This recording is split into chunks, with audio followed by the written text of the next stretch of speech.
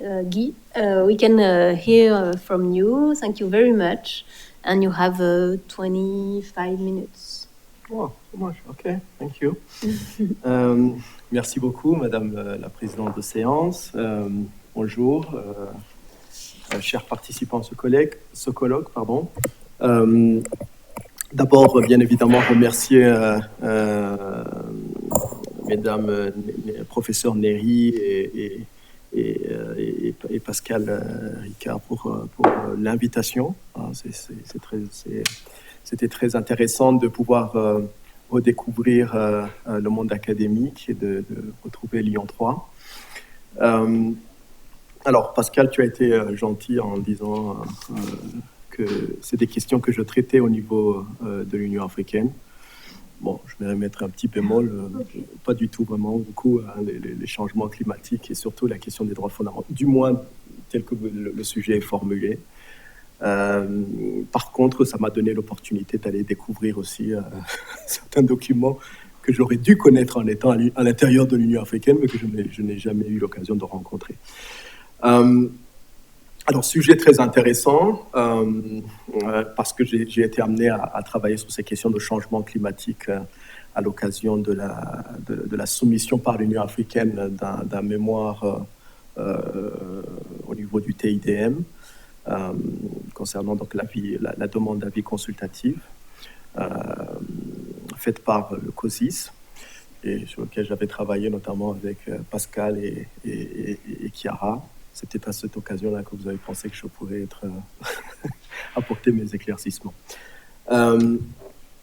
Alors, qualifié de danger clair, présent et croissant pour tous les habitants de cette planète, les effets du réchauffement climatique ont une ampleur encore décuplée en Afrique.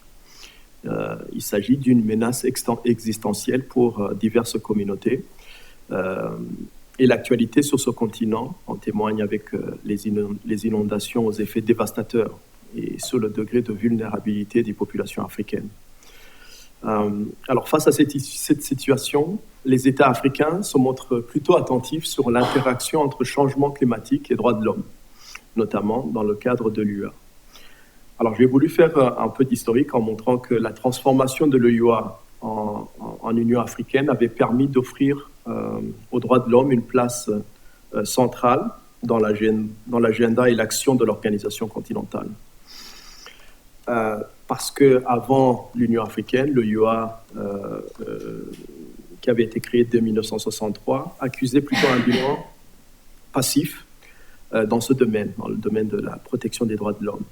Mais donc avec la nouvelle organisation mise en place en 2002, donc il y a de cela plus de 20 ans, il va y avoir des fondements normatifs de protection des droits de l'homme qui sont explicités par diverses dispositions de l'acte constitutif et qui sont matérialisés par un système institutionnel dense de protection des droits de l'homme.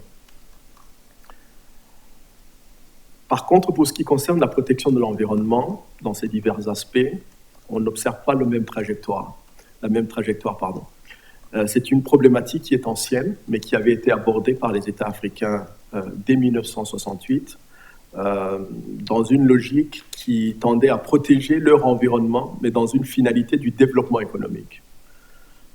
Vous avez à cette occasion la Convention africaine sur la conservation des ressources naturelles de 1968, qui est significative de cette démarche. Une démarche que l'Union africaine va renouveler, va aussi reconduire, et la réaffirme avec force, mais l'englobe désormais dans une approche beaucoup plus holistique et qui permet donc de créer une opportunité de connexion avec la dimension droits de l'homme. Concrètement, cette approche est désormais effective dans la stratégie et le plan d'action de l'Union africaine sur le changement climatique et le développement résilient. Alors, c'est un document qui a été adopté en février 2022 et qui sert de cadre global pour relever les défis du changement climatique sur l'ensemble du continent. Il y est indiqué que le plan d'action met l'accent sur une approche centrée sur les personnes et sur l'accès équitable de tous les citoyens à la relance économique verte et au développement durable. La stratégie et le plan d'action soulignent l'importance d'aider les communautés et les groupes les plus vulnérables à relever les défis particuliers auxquels ils sont confrontés face aux impacts climatiques. Fin de citation.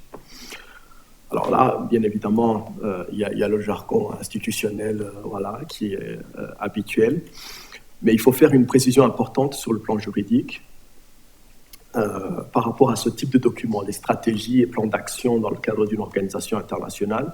Il s'agit généralement d'instruments qui constituent un moyen substantiel pour une organisation qui les adopte pour rendre son action plus cohérente, plus rationnelle et plus sûre et finalement plus efficace. En tout cas, c'est l'objectif qui est généralement recherché. Et dans ce cas précis, c'est important de le préciser parce que même si ce document est intitulé « Stratégie », il n'emporte pas toute la stratégie de l'Union africaine et il n'englobe pas l'ensemble des démarches et actions qui sont prises par l'organisation tout entière.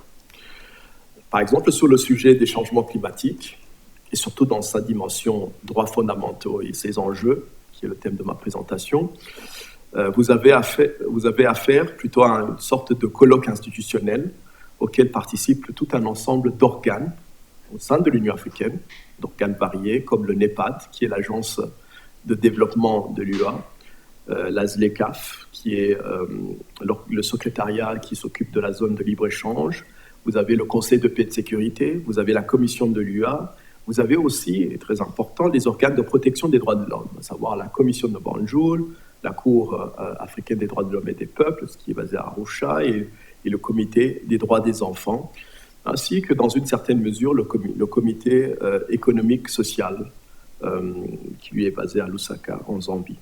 Donc voilà, il s'agit en tout cas d'une approche holistique qui permet de saisir la nécessité d'interventions ciblées pour prendre en compte les dimensions multiples telles que les inégalités liées au genre, la participation inclusive à l'action climatique, un accès équitable aux ressources financières, au crédit, au marché, aux services d'information sur le climat, la question des migrations et sécurité humaine, conflits et sécurité, sécurité alimentaire, l'accès à l'eau potable, etc. Alors, tout cela peut sembler un tout petit peu vertigineux de vous entraîner dans la machinerie institutionnelle au sein de l'Union africaine. Alors, mais je vous propose plutôt de recentrer la discussion autour donc du thème pour mieux expliciter la problématique qui nous préoccupe, c'est d'identifier, pour donner plein effet et soutenir cette approche holistique qui est visée par l'Union africaine dans la prise en charge des changements climatiques sur les droits fondamentaux, quelles sont les compétences et pouvoirs que l'UA met en œuvre et l'évaluation qui peut en être faite. Alors, il ressort de l'analyse de l'action de l'Union africaine que celle-ci entend agir comme un instrument institutionnel visant à consolider et à façonner le cadre juridique régional pour réguler les effets des changements climatiques sur les droits de l'homme. Et à cet égard, ça c'est son ambition, elle déploie une ambitieuse culture de régulation qui néanmoins, à l'évaluation, n'est pas à l'abri d'une tendance pernicieuse à l'ineffectivité. Donc je vous propose de voir dans un premier temps cette ambitieuse culture de la régulation. Alors, la philosophie et les caractéristiques de ce système de régulation sont pour l'essentiel à rechercher dans les compétences normatives de l'organisation qui visent à renforcer son cadre fonctionnel. L'UA, à cet égard, agit à la fois comme un mécanisme de formulation et de garantie de normes, mais aussi comme un levier de légitimation des positions communes africaines.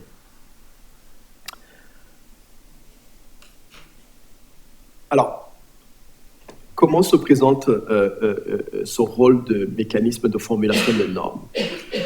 Alors, je vous ferai observer que la consécration dès 1981 d'un droit des peuples à un environnement satisfaisant et global, propice à leur développement par l'article 24 de la Charte africaine des droits de l'homme et des peuples, était déjà un signe précurseur de la prise en compte très tôt de l'enjeu rapport droit de l'environnement et droits de l'homme, mais également montre le rôle et le potentiel que l'organisation panafricaine peut jouer en tant que force de proposition de normes. On le sait, sur les questions de changement climatique et les aspects des droits fondamentaux, l'UA est vraiment très attentif aux mutations majeures qui s'opèrent progressivement dans le sens d'une intégration de cette question des droits de l'homme dans le régime international du climat. Alors, bien évidemment, il y a eu les conventions cadres des Nations Unies sur les changements climatiques de 1992, le protocole de Kyoto de 1997, mais on observe qu'ils ne faisaient pas référence, ces deux instruments ne faisaient pas référence aux atteintes que les changements climatiques pourraient porter aux droits de l'homme par leurs effets.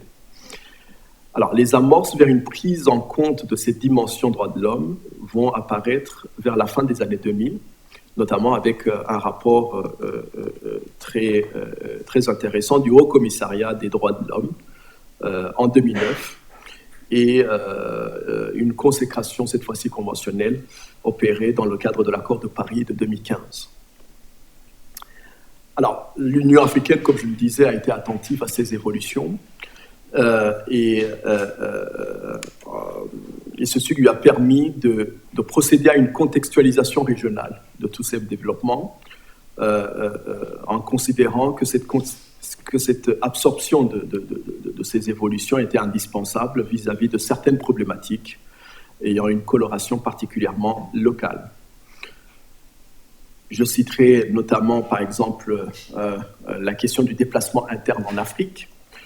La conférence des chefs d'État et de gouvernement de l'Union africaine va adopter une convention sur la protection et l'assistance des personnes déplacées à l'intérieur de leur propre pays en octobre 2009, en tant que cadre juridique pour traiter le problème.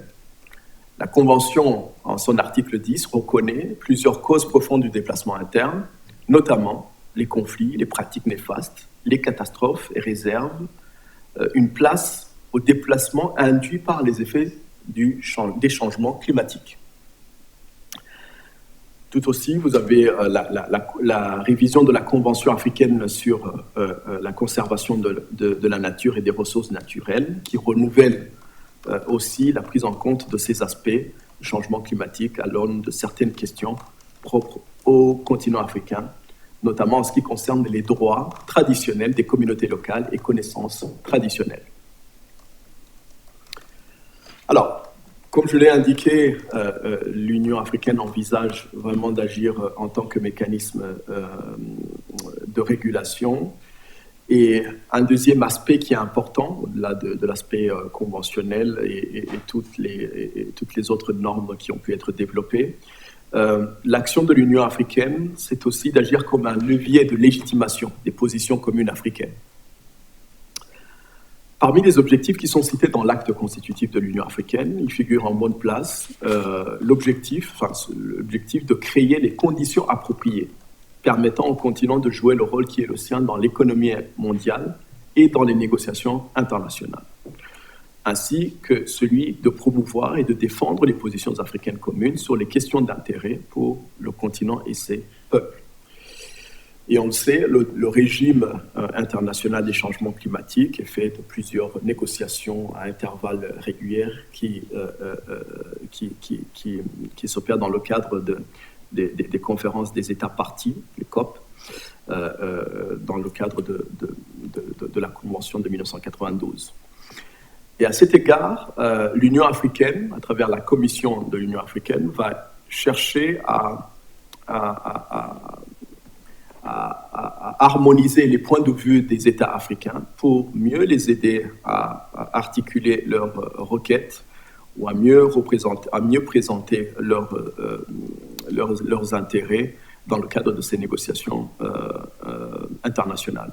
Alors, pour l'Union africaine, on constate que donc, le changement climatique, c'est une crise existentielle pour la région, mais aussi, surtout, que les questions climatiques sont par nature transfrontalières et donc nécessitent une action coordonnée.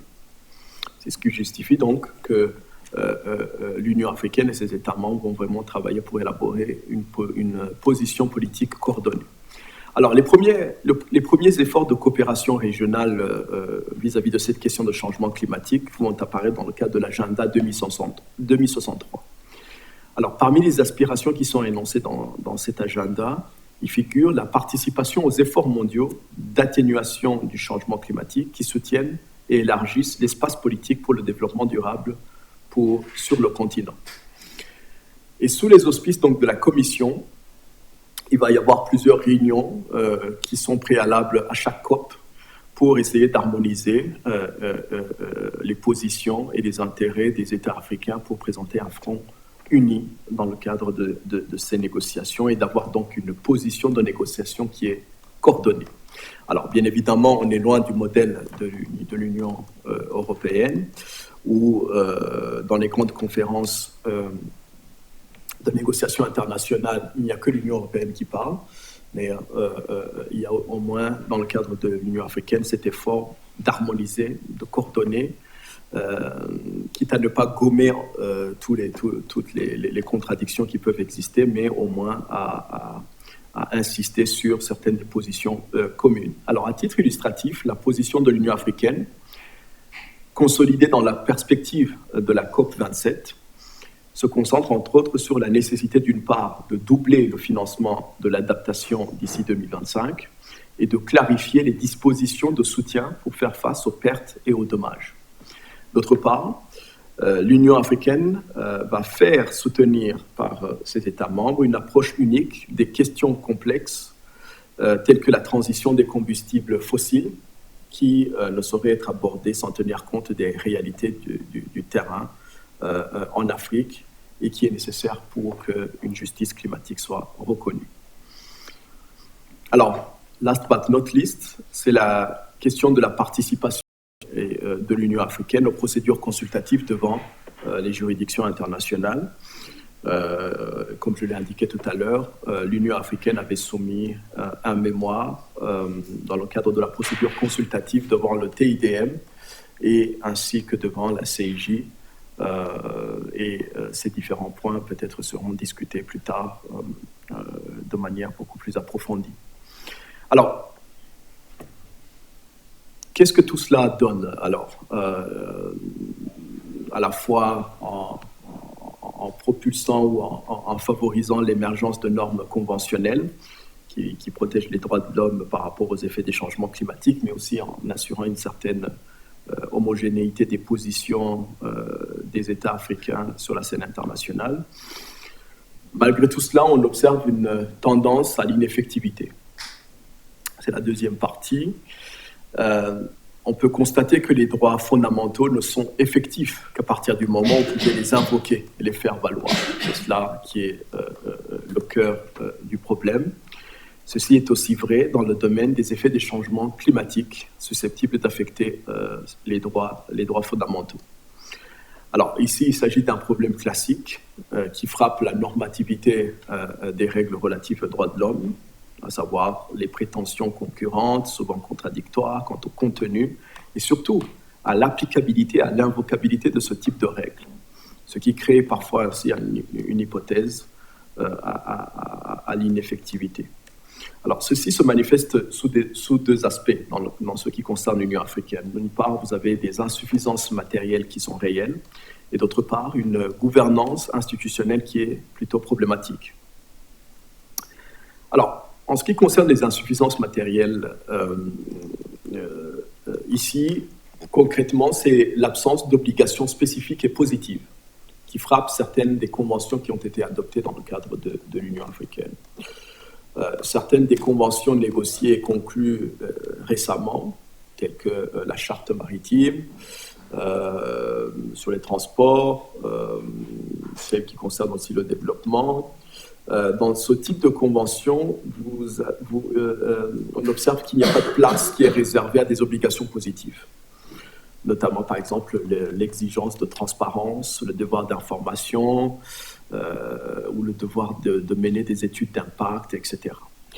La convention que j'ai évoquée tout à l'heure, qui concerne les déplacements internes, en son article 10 donc, elle n'articule pas spécifiquement ce qui doit être fait pour protéger les personnes déplacées du fait des changements climatiques. La Convention se contente d'exiger des États qu'ils fassent tout leur possible pour prévenir les effets de ces changements climatiques. Et il y avait une loi type qui a été élaborée par la Convention, plutôt par la Commission de l'Union africaine sur le droit international, qui cherchait à vulgariser la Convention, mais aussi à aider les États à intégrer les différentes dispositions dans l'ordre juridique national. Mais on observe que même la loi type, adoptée par l'Assemblée de l'Union africaine en janvier 2018, n'établit pas de critères pour déterminer ce que signifie tout ce qui est possible pour justement pour que les États puissent tout faire pour éviter les effets des changements climatiques qui affecteraient les droits des individus. En outre, la Convention ne décrit pas aussi la nature de l'obligation des États en ce qui concerne les actes des acteurs privés et ne contient pas de ligne directrice sur la manière dont les États devraient réglementer les acteurs privés impliqués dans des projets qui ont un impact sur les changements climatiques. Enfin, on observe une gouvernance institutionnelle qui est plutôt problématique. C'est le système institutionnel qui est chargé de garantir la protection des droits de l'homme. On peut le dire de manière générale, mais aussi insister là-dessus à partir du prisme de la question des changements climatiques. Bon, alors c'est une observation tout à fait générale. Le droit international des droits de l'homme a tendance à mettre l'accent, et c'est le cas aussi du système africain de protection des droits de l'homme, qui met un accent important sur la juridiction territoriale et la répartition des obligations basées sur la causalité, et alors que cette configuration-là ne permet pas à la nature globale des impacts du changement climatique, de traiter la nature globale des impacts du changement climatique et à leur causalité indirecte. Alors, il y a eu un rapport qui a été coproduit par le Programme des Nations Unies sur l'environnement, avec une institution de recherche intitulée Global Climate Litigation Report de 2023 Status. Et on remarque que dans ce rapport, l'Afrique est la moins représentée dans les affaires de litige climatique, avec seulement 2,3% des affaires mondiales. Alors, j'ai été regarder le rapport et pour voir au moins de quoi traitent les 2% de cas africains. Alors, c'est assez intéressant et le rapport met en évidence que la plupart de ces affaires traitent qui traitent du contentieux climatique, mettent en jeu des questions telles que les évaluations d'impact environnemental, les projets de combustibles fossiles et la protection des communautés vulnérables. Vous avez dans cela une affaire qui a été portée devant la Cour de justice de l'Afrique de l'Est, Center for Food and Adequate Living Rights, contre Tanzanie et Ouganda. Alors, c'est une affaire qui visait à stopper la construction d'un oléoduc est-africain et les requérants invoquaient des évaluations inappropriées de l'impact sur l'environnement, la société, les droits de l'homme et le climat.